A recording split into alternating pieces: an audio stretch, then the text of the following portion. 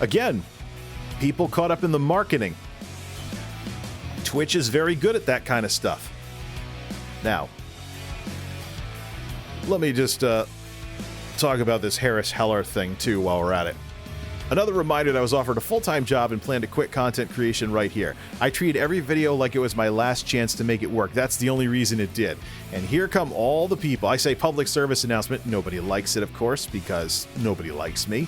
Because I say the other side of the story, that streaming is a form of lowballing yourself if you want to be a streamer. You really need to get into all of content creation. YouTube streaming everything on its own merits. YouTube videos alone can actually be a wonderful form of practice to start streaming as an extension of doing stuff on YouTube. Let's see what kind of people are saying to this. Just had a really discouraging evening on Twitch. Of course. Your videos and content have inspired me to pursue this as a career. You gotta start somewhere. I only have a snowball mic and a C90 cam. One of those.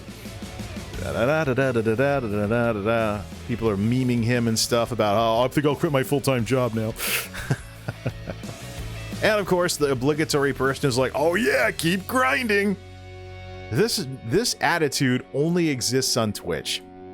This attitude only exists on Twitch. When people bring it to YouTube, they're bringing it over from Twitch. Because you don't need to grind on YouTube. You can make videos in your spare time. Not hard at all. And that's the beauty of making videos. Even though the revenue is lower because YouTube is behind the 8 ball on monetization, they don't have a tip button unlike other attempts to compete with them on uploads. They have it on live for things like super chats and stuff. When YouTube figures this out, they put a dent in streaming's viability and attractiveness to so many people. And that is why, once again, I decided to be a total smartass and post this. People need to rediscover a few things when it comes to multimedia. Streaming sucks. YouTube videos give you more freedom to be more creative. Full-time content creation sucks. Part-time content creators will win in the long run. With my usual barrage of thinking faces. There we go. Let's just block them off the screen. No, we can have Harris's response in there. We know who I'm responding to. But this is more of a general thing. It's not really anything directed at Harris or anything. He's still a cool, chill guy, and I like his channel. He's probably the most level-headed out of all of these people that are advocating for these people to go over from Twitch to YouTube and make YouTube videos. What I'm concerned about with Harris is that he gets people to go to YouTube and not take it seriously, because all YouTube is to these people is a means to an end to grow a bigger Twitch stream. And so they clutter up YouTube with content they don't care about because they don't care about YouTube. It's just that Twitch sucks, so they go over to YouTube because they can't grow on Twitch, and then they start making YouTube videos because someone else told them to. But people on YouTube find out very, very quickly they're just yet another Twitch streamer that's just trying to use YouTube as a means to an end. It isn't really serious about making videos. At some point, people are going to catch on to this, and it's probably going to stop this advice in its tracks and force these people back to Twitch because YouTube won't work for them. I just hope I don't get lumped in with them just because I use both platforms. So, first off, let's talk about streaming sucks. Streaming I consider to be succeeding in today's day and age off of the failures of making videos. We talked about the monetization side of it with YouTube. There's no tip button, but there is sub revenue, tips, donos, and it's part of the culture. Over on YouTube, there's a bit of a problem with the YouTube fishbowl where people screech at each other because they decide to start taking super chat money while streaming on YouTube.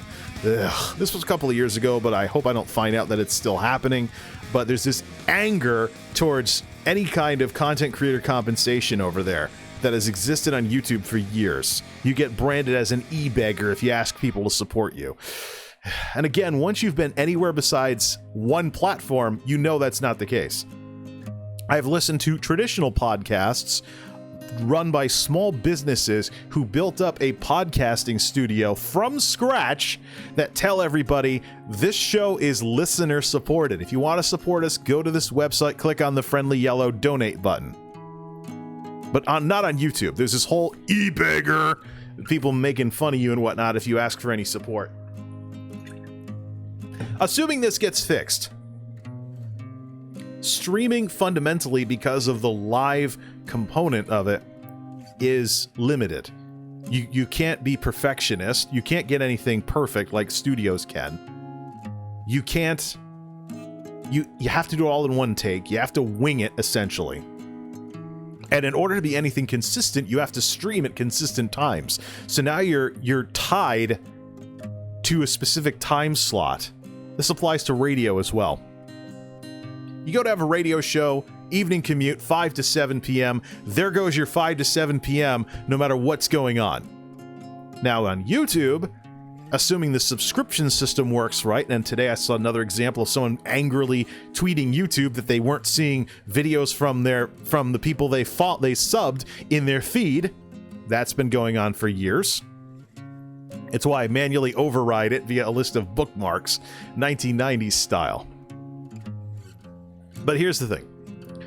Assuming the subscription system works properly when it does, you can make videos whenever. So if your free time is all gobbled up, okay, you'll proceed at a snail's pace on your next YouTube video, but you're still going to be able to proceed. And then when things free up more, you get more progress done, you upload more often. I think one of the biggest mistakes that YouTubers make is they defeat the purpose of this beautiful side of making videos in your spare time by committing to a video schedule. I think that's one of the first ways they give themselves baggage, because now they have to upload. They have to, unless they want their audience to get mad at them, they have to upload every Monday and Thursday or whatever. So now they have to have something ready, so there is less incentive to make something good because you have to stick to that schedule. And it eats into what makes YouTube great, and that is the ability to be creative and express yourself, or broadcast yourself, as the original slogan would have said. So, it's a source of baggage. But streaming looks great because YouTube is flubbing stuff, and has been flubbing stuff since the adpocalypse. They've been flubbing stuff all along, but the current popularity of streaming, to the point where people view streaming as an alternative to YouTube, which they shouldn't. They should view it as an extension to YouTube, and making videos should be their primary focus, with streaming on the side. But the environment's not in place to support that very well, because of the mistakes and the monopoly of YouTube. So, you have more freedom to be more creative and make better stuff just making videos. And I will add to that, just making videos because you want to. Not because you're chasing money. Not because, I make YouTube videos, the algorithm will pass around and my Twitch stream will grow. That crap. No. You do stuff that you want to do, that you can look at the end of the day and say, I made that, I'm proud of it. Not any other reason.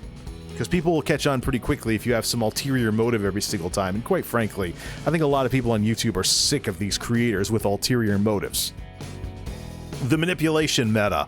The neon thumbnails, which are being technologically rendered moot because of mouse over previews as they roll out to more and more people on YouTube. All of this stuff. Full-time content creation sucks. Part-time content creators will win in the long run. Why? Because of the talent inversion. Everybody wants to be the next streamer, so now the same amount of money, too much money, or excuse me, not enough money, chasing too many goods, you know, that kind of thing. The opposite of inflation, by the way. Inflation's usually about too much money chasing too few goods and artificially driving up prices as a result of that. But we have the opposite on hand here. Everybody wants to be the streamer, nobody wants to watch streamers. Everybody wants to be a YouTuber, they don't want to watch YouTubers. Because their free time gets gobbled up by making stuff instead of watching stuff.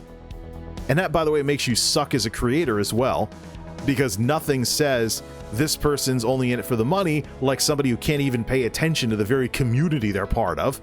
Learned that lesson with the irate gamer fiasco many years ago. That was one of the number one things I heard people complain about with him, that they wouldn't have as much of a problem with him if he actually acknowledged the other game reviewers at the time. He does now, with his recent relaunch of the character.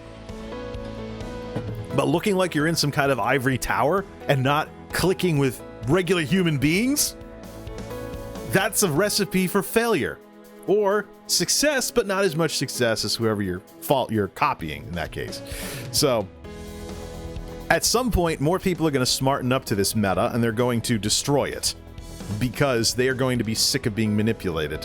Whether through thumbnails, titles, this stupid thing people are doing nowadays where they change the title of a video they've already released to try and get new viewers. Oh, that's an instant turn off for me. YouTube has already teched that out. The red bar on the bottom. When you watch what looks like a video, and you watch it all the way through, then you see what looks like a new video, but the red bar's at the bottom, and you're like, this idiot just changed their title to draw more people in because they want to play the meta game. Instant turnoff. If you change stuff after the fact like that, I mean, if you revise a title once in a while because it's not accurate, or maybe you're afraid of not DMCA, but TOS or community guidelines or something, that's one thing. But there's people out there that are actively making the same video look like multiple videos to try and get more viewers. How much, ladies and gentlemen, do you want to keep being manipulated by these content creators? When YouTube turns to this effing tabloid, you won't believe what happens in this video. Please click on it. We recently showed that video, by the way. Again, last go around we talked about that video at 600,000 views. No production value, nothing. No thumbnail, zilch. It is just cute kitty wants to be pet. And it's, believe it or not, a video. Lady on the couch with your cat, wanting to be looking all cute, wanting to be pet. It is what it is, and people like it. No shortcuts, no gimmicks, no nonsense necessary. Someone just made a video and put it on YouTube, and people liked it. Simple. And the reason, but here's the thing though.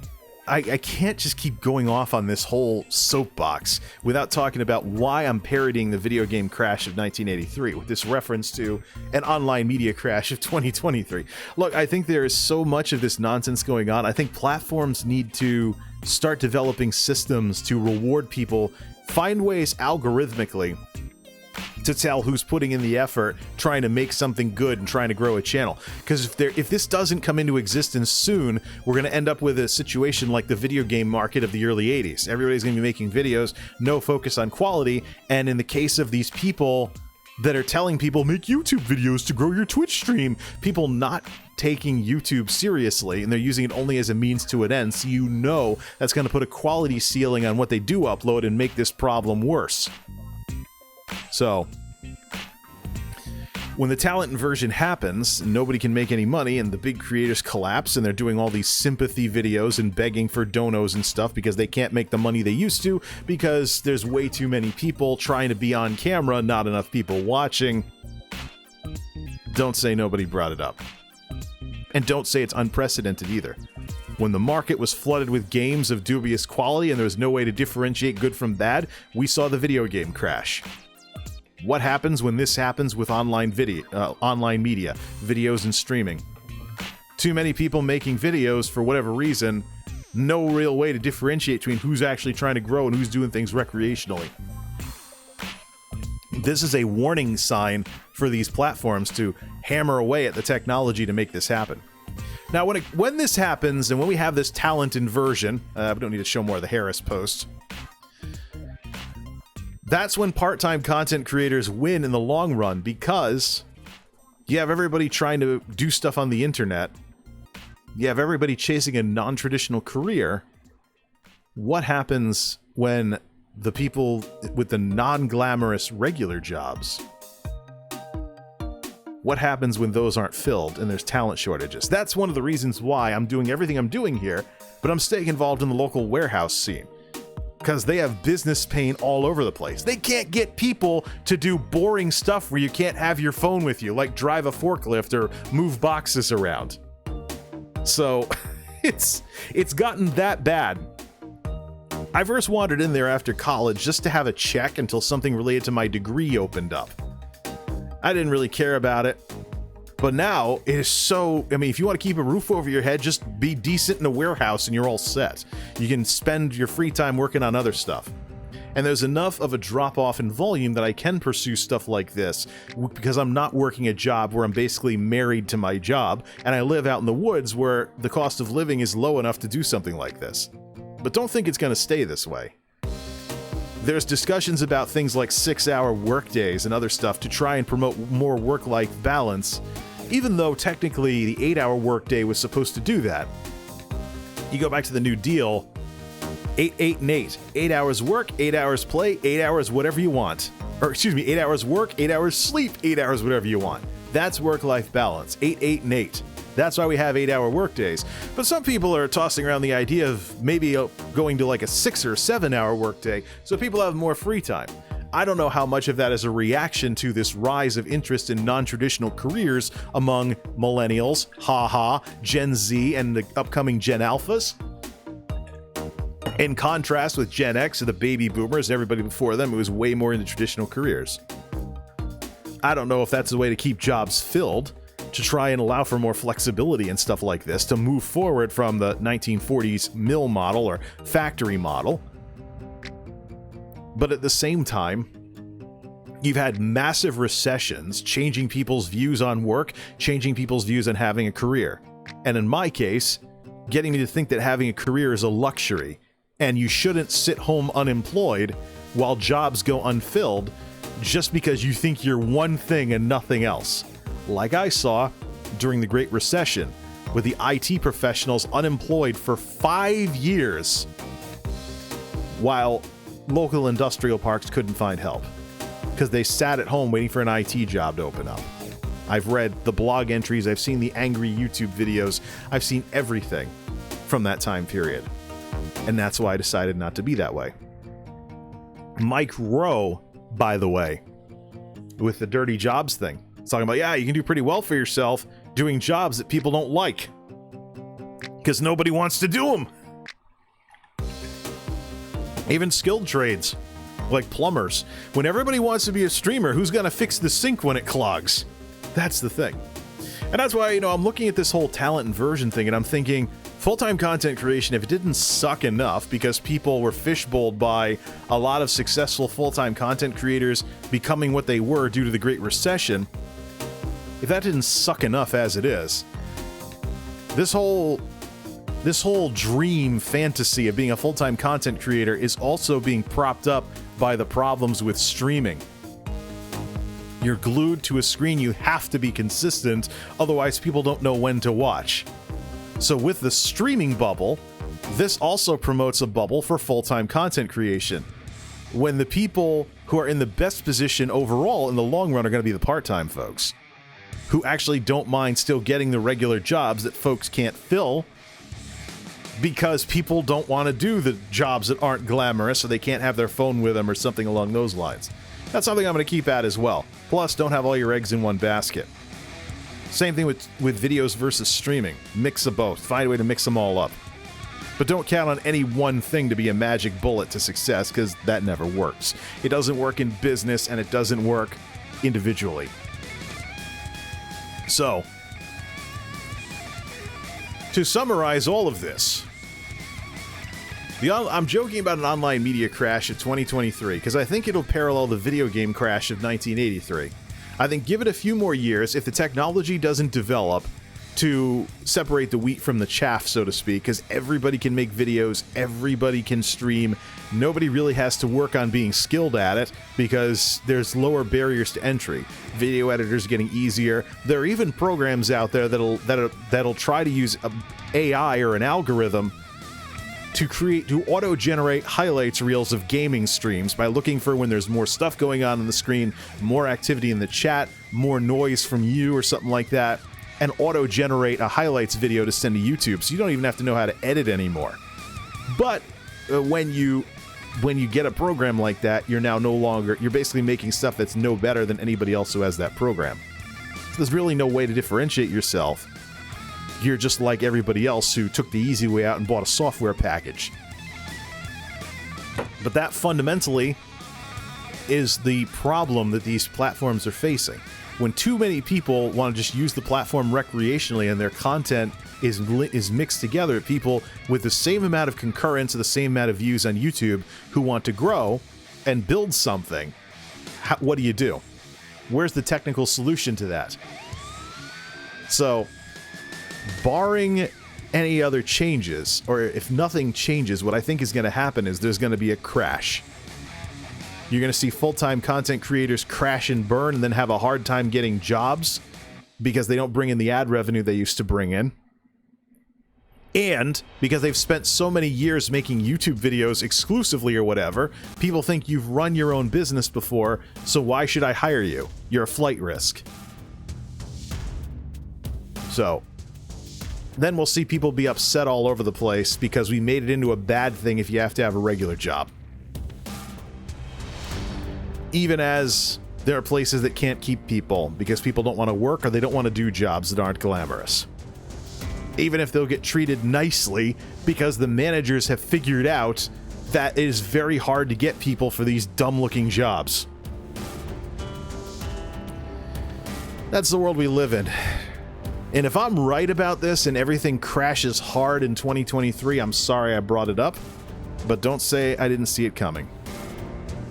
All right, so for tonight, I'm going to relax for a bit. Then we're going to pick up on the Paladin Alert Project with MultimediaJay TV, the new name for behind the scenes. Social medias, youtube.com/MultimediaJay, twitter.com/MultimediaJay, twitch.tv/MultimediaJay, and multimediajay.wordpress.com. Let's have some fun this weekend. Till next time, this is MultimediaJay signing off. Thanks for stopping by.